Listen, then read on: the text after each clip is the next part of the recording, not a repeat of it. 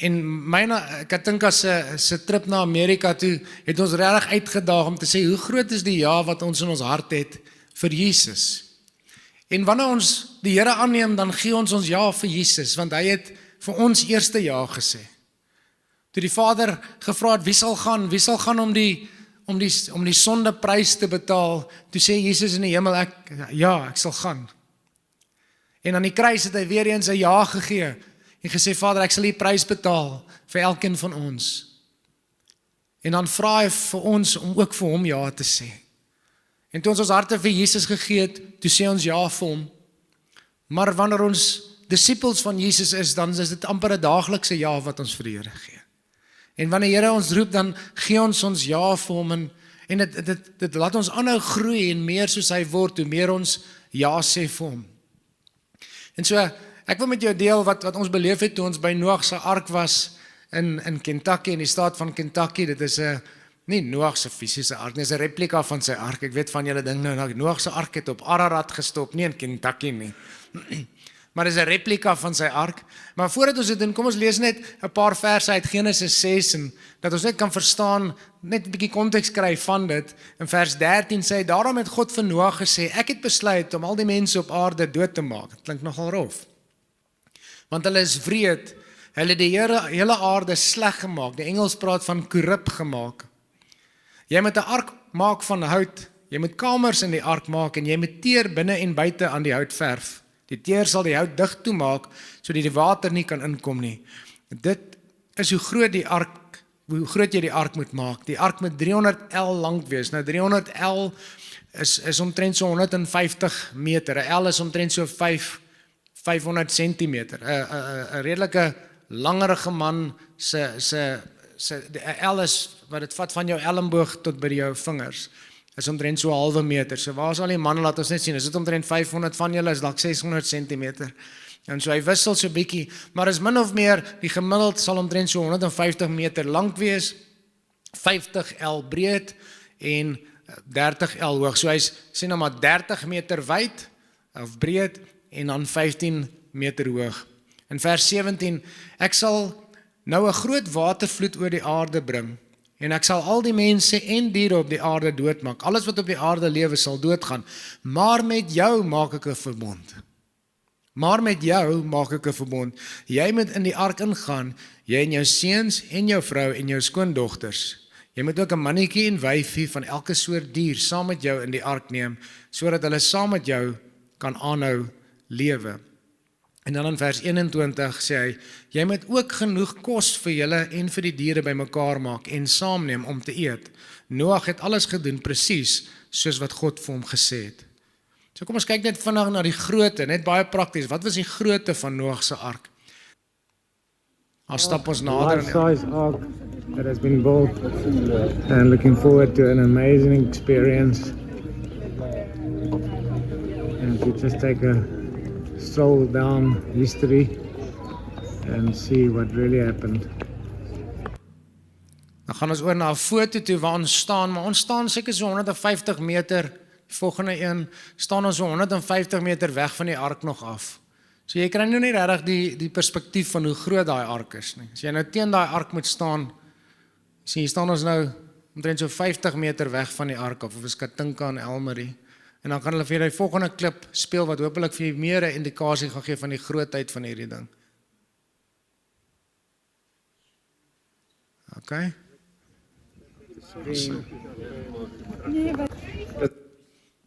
En dan die volgende foto staan ons nou voor die ark ook.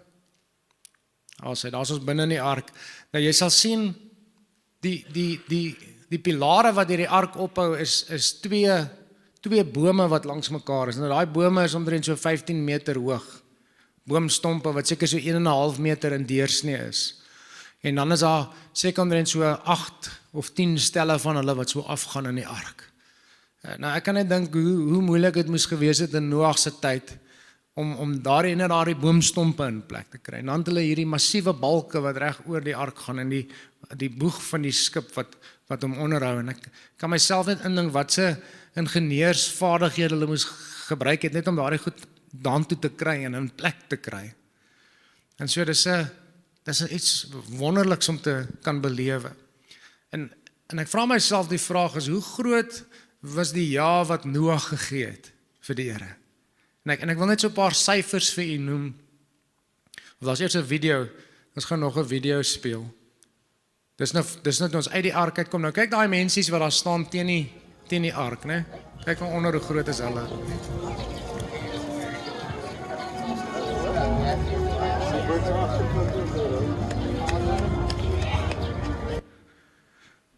Nou net 'n paar syfers, ons het nou geleer, dis omtrent 155 meter lank, 23 meter wyd en 14 meter hoog. Die boutyd vir Noag se ark, vir hierdie ark was 4 jaar, dis natuurlik met moderne masjinerie, kan hulle dit vinniger gedoen het, maar Noag se ark het omtrent 100 jaar gevat. Die koste om hierdie ark te bou, 10 jaar terug, was 120 miljoen Amerikaanse dollar gewees. Dis so 2 biljoen rand. Nou in Suid-Afrika waar ons 'n inflasiekoers van meer as 7% het per jaar, beteken dit 10 jaar terug, sy geld is nou helfte werd, so dit beteken as ons dit vandag moet bou, dan sal hy 4 biljoen rand kos. So as die Here nou vir jou en my sê, bou 'n ark soos Noag se ark, gaan dit ons 4 biljoen rand kos. Nou as ons dit terugwerk na Noag se tyd toe met inflasie al die pad terug, dan het dit vir Noag ook 4 biljoen rand gekos, die ekwivalent van 4 biljoen rand in sy tyd, om daardie ark te bou oor 100 jaar. Dan dink ek myself, ek staan daar, en hierdie bewuswording kom op my, wat sou ek gedoen het as die Here vir my gesê het, Zena, bou vir my 'n boot, dit gaan jou 100 jaar vat, en dit gaan jou 4 biljoen rand kos om hierdie ding te bou.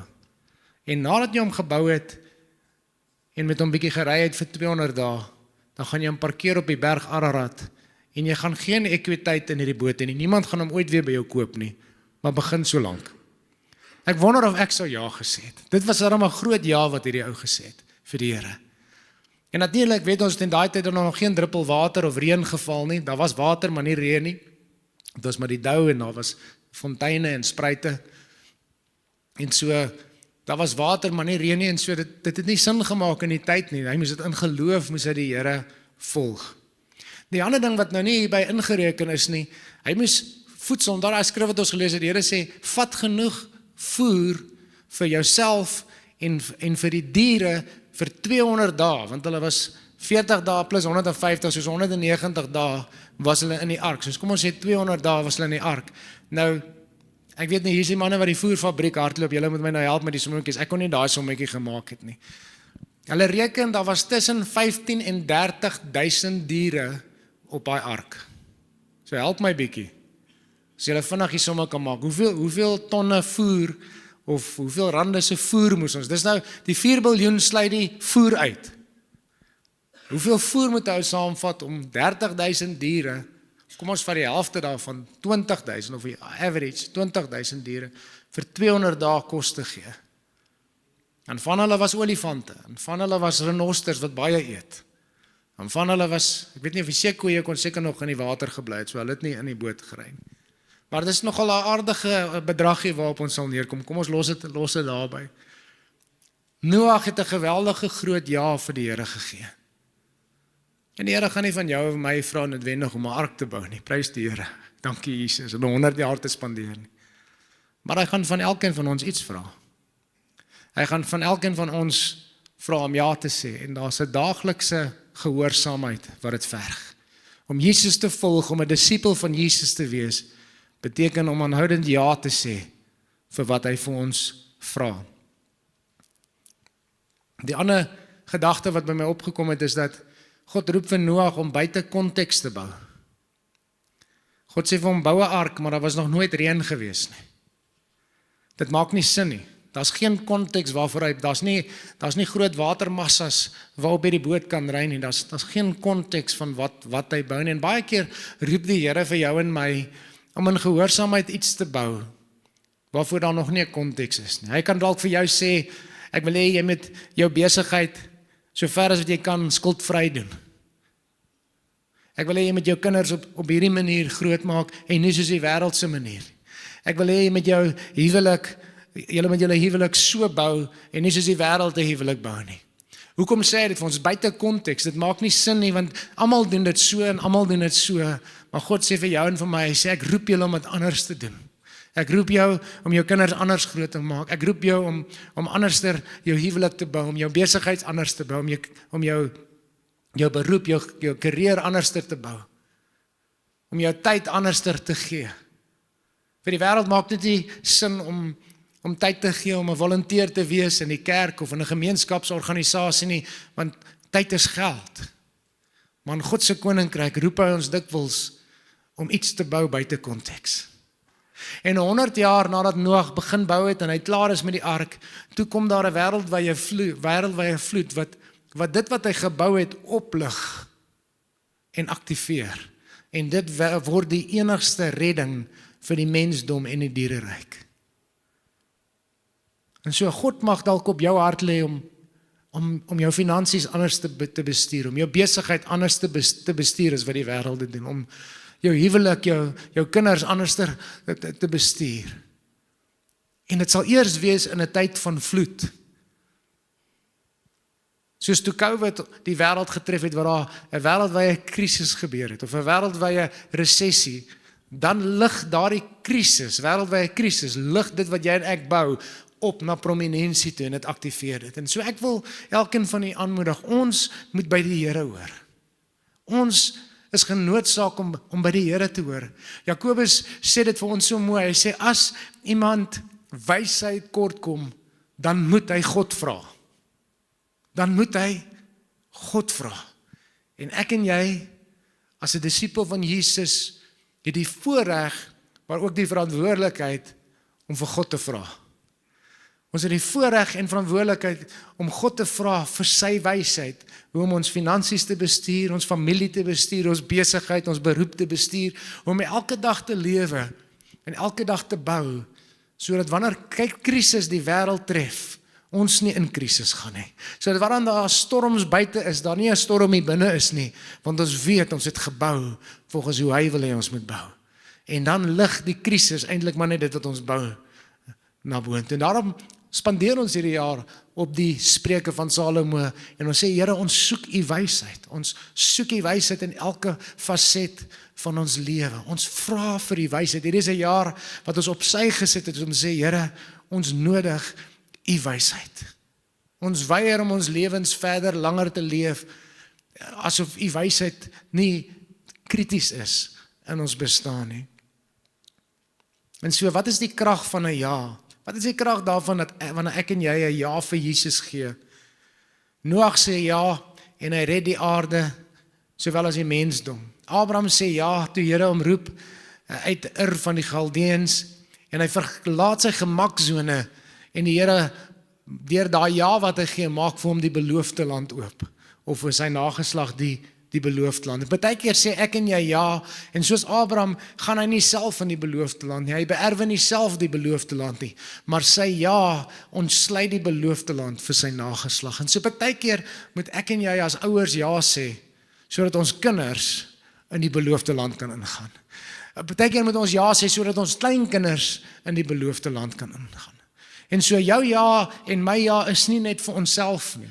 Ek sê nie net ja en aan die einde van die maand dan kry ek 'n blessing en sê ek halleluja. Party van ons getuienisse is so vinnig.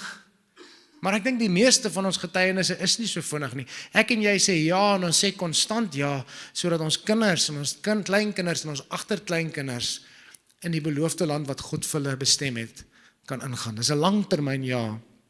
Moses sê ja en God gebruik hom om Israel te verlos van slawerny waarin hulle 400 jaar onderwerp was. En so wanneer ek en jy ja sê vir God, dan het hy ook ander mense in gedagte. Jona sê eers nee, toe die Here vir hom sê, gaan na Ninive toe. Hy sê eers nee en hy klim op 'n boot na Tarsus toe en dit veroorsaak 'n storm. En hy word oorboord gegooi en 'n vis sluk hom in en daar in die buik van die vis sê hy ja. Sê hy ja. En so miskien sit hier dalk iemand hierso vandag wat bietjie worstel met die wil van die Here, wat worstel om ja te sê, wat die Here het vir jou duidelike instruksies gegee, vir jou gesê doen dit, vergewe die persoon, gaan doen dat. Gaan spreek hierdie persoon vry. En jy worstel daarmee. En dit skep 'n storm, wanneer ek en jy nee sê vir die Here en ons wortel met sy wil, baie keer skep dit 'n storm. En is daar in die belly of the fish, in die maag van hierdie walvis of groot vis, sit Jona. En daar kom hy tot bekering. En hy kom nie net tot bekering nie, hy begin die Here prys. Nou ek weet nie wanneer laas jy in die maag van 'n vis gesit het nie. Ek dink nie dit kan baie lekker ruik nie. Veral die dames hier onder ons se reuksintuie is baie hiperaktief. En daar binne in hierdie vis waar hy al hierdie reuke en klanke het, kom Jona tot bekering en hy bekeer hom nie net, hy begin die Here te prys. Ek kan net dink daai maagsure, ek wil dit nou 'n bietjie graphic vir u maak, maar daai maagsure van die vis is te aklig geweest. Maar daar in daai suur reukende plek waar hy sit, begin hy die Here prys. En die volgende oomblik, toe bring die vis hom op. En hy's op die strand. En wanneer ek en jy die Here begin prys in ons omstandighede, dan wonder ek of dit nie partykeer ons omstandighede so naar maak dat hulle ons opbring en uitbring uit dit uit nie. Is daar nie 'n bietjie van 'n openbaring daarso nie? In die Engels sê ons, when we praise God in the circumstances, not for the circumstances, but in the circumstances, it gives our circumstances indigestion. Ek weet nou nie of ons kan sê, dit gee ons omstandighede maagwerking, sê, dit klink nou wat by die verkeerde gat uitgaan daar, so okay. Maar dan bring ons omstandighede ons op, en verlos ons. En so miskien het jy nodig, of ek nodig, wanneer ons in aaklige omstandighede is, of ons dit nou self veroorsaak het, of hoe dit nou ook al sê, begin die Here prys binne in daardie omstandighede. En daardie omstandighede mag jy dalk net op die strand uitspoeg. Jesus sê immers ja, en hy red ons van ons sonde dood. Net laastens in Genesis 8 vers 20, Noag, dis nou nadat hulle op die berg Ararat tot stand gekom het, Noag het 'n altaar gebou om vir die Here 'n offer te bring. Hy neem toe een van elke soort rein dier en een van elke soort rein voël en hy offer brandoffers op die altaar vir die Here. Die offers het lekker geruik vir die Here en hy het gesê, ek sal nooit weer die aarde vervloek, omdat ek die mense wil straf nie. Net 'n laaste gedagte is dat elke jaar wat ek en jy vir die Here bring, bou 'n altaar vir hom. Elke jaar bou 'n altaar. En dus elke jaar soos 'n steen wat ons inbou in hierdie altaar, sodat God 'n nuwe verbond met ons kan vorm. En ek vind dit interessant dat, ek het nou nie die skrif ingesit nie, maar dieselfde verbond wat God met Adam gemaak het, in Genesis 1 waar hy sê, ek seën jou, vervul die aarde, produseer, vul die aarde, multiply wat jy doen en regeer op die aarde. Hy herstel daar dieselfde mandaat met Noag in sy nuwe verbond. En so daarom is elke jaar so belangrik, die klein jaars, die groot jaars, maar elke dag se jaar is belangrik, want dit bou 'n altaar waarop ek en jy 'n verbond met die Here het. Eugene Peterson sê die volgende, Christen disippelskap is lang gehoorsaamheid in dieselfde rigting. Christen disippelskap is lang gehoorsaamheid in dieselfde rigting. Ons het die voorreg gehad ook in ons besoek aan Amerika om die Gideons se hoofkwartier te besoek en ook hulle museum, en daardie organisasie bestaan al vir, ek dink 128 jaar. En vir 128 jaar het hierdie besigheidsmanne net aanhoudend en konstant gesê, ons wil ander Christen besig, of ander besigheidsmanne wil ons na Jesus lei, ons wil mense na Jesus lei, en ons wil Christen besigheidsmanne, disipel en professionele manne en vroue, en vir 128 jaar het hulle Bybels uitgedeel en persoonlike evangelisasie gedoen daarmee. En vir 99 jaar van daardie tyd het hulle gevat om 1 biljoen Bybels uit te deel. En die volgende biljoen Bybels wat hulle uitgedeel het hulle slegs 14 jaar gevat. En hulle is nou baie sterk op pad na hulle 3de biljoen Bybels en is net 7 jaar later. Maar kan jy dink, generasie na generasie na generasie van besigheidsmanne en professionele manne wat net getrou is, wat hulle ja vir Jesus gee, wat sê ons sal gaan, ons sal straatwerk gaan doen, ons sal Bybels gaan uitdeel in skole, ons sal Bybels gaan uitdeel in die tronke, ons sal Bybels gaan uitdeel in hotelle, ons sal persoonlike werk doen. En hoeveel mense het hulle nie al daardeur bereik nie. So ek eindig met dit wat ons begin het en ek vra vir jou en vir my, hoe groot is ons ja? Hoe groot is jou ja? Hoe groot is my ja?